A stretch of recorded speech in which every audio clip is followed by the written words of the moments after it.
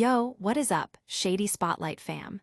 Get ready for a whirlwind of news dropping today, starting with a groundbreaking film tackling a super important conversation. Then we're diving into some hot new music that's already making waves, followed by a deep dive into a critical report impacting a major industry. And finishing off with a legendary band dropping some serious sonic fire. Don't go anywhere, this is Shady Spotlight. This weekend at the Toronto Film Festival, Harrison Browne makes his directorial debut with Pink Light, a film set to ignite conversations around transgender athletes. Browne, the first openly transgender professional hockey player, is using his film to push for greater representation and understanding. He told us, "It's really important to show trans athletes as people, because that's the best way to humanize this community and create those pathways for empathy." Pink Light isn't just a sports drama. It's a powerful commentary on the current debates surrounding trans athletes in media and politics, challenging the narrative that often villainizes the community. Browne argues, this is not an issue of trans people taking over sports. This is an issue being magnified and being disproportionately used for a moral panic. The film centers on Scott, a trans man and former pro hockey player who experiences disorienting flashbacks after a head injury, taking viewers back to his younger self, Scotty, contemplating his transition. The dramatic tension builds as Scotty grapples with staying in hockey, the only world she knows, and the struggle to feel comfortable as a man post-transition.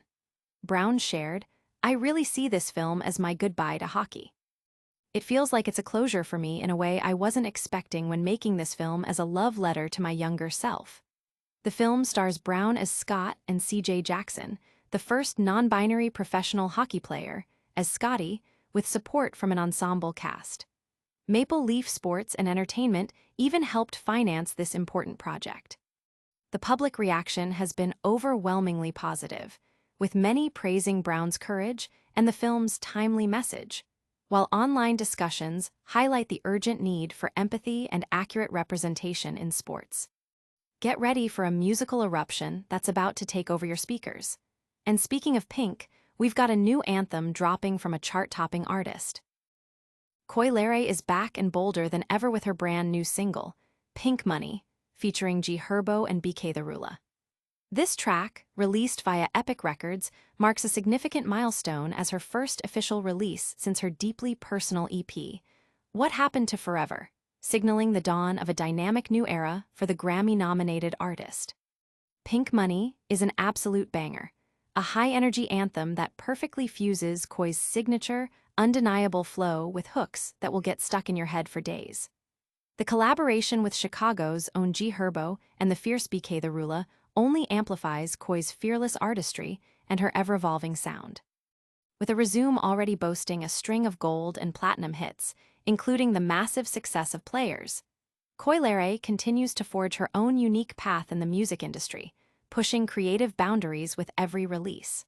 Critics have lauded her throughout her career, with Rolling Stone calling her "passion is thrilling to listen to," and the New York Times noting her playful swagger. Fans are buzzing online, celebrating the return of their favorite artist and dissecting the powerful lyrics and infectious beats of Pink Money. But the music world isn't the only place heating up. We're also looking at a crucial industry report that's got everyone talking. And next up, we're diving into the world of hard-hitting rock with a band that's been legends for decades. The Pink Sheet podcast is dissecting a major development in pharmaceutical advertising. A crackdown on direct-to-consumer, DTC, ads is emerging, directly stemming from a recent MAHA report. This report has put the spotlight on the effectiveness and potential implications of how pharmaceutical companies market their products directly to the public. Industry insiders and health advocates are closely watching this situation, as changes to DTC advertising regulations could significantly impact how new drugs and treatments are promoted and how consumers receive information.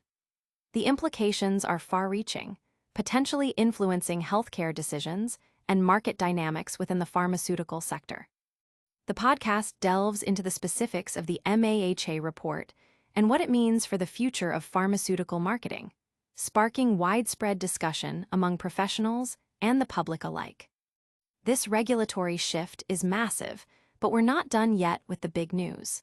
Get ready for a deep dive into a band that's redefining their sound and pushing boundaries like never before. Silverstein is back and blowing away all expectations with their ambitious double album project, dropping 2 albums in 2025. Antibloom and Pink Moon. Recorded in the vastness of Joshua Tree, these albums are a testament to the band's enduring legacy, celebrating their 25th year with music that redefines post-hardcore, emo, and screamo. Vocalist Shane told Described Pink Moon as having a couple songs on the record are really kind of a throwback sort of sound where they could have been on Discovering the Waterfront, a statement that immediately set fans' excitement ablaze. The album opens with the emotionally charged, "I love you, but I have to let you go," showcasing Told's raw vocal pain paired with intricate guitar work from Paul Markrouso. The lead single, Negative Space, features a mesmerizing breakdown and powerful lyrics about feeling out of sync.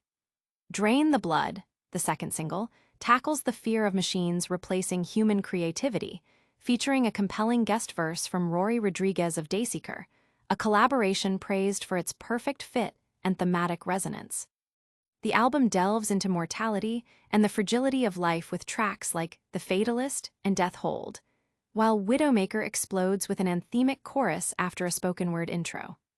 Autopilot, featuring Cassidy Pope, explores relatable feelings of being lost, and Dying Game closes the album with a haunting reflection on life and legacy.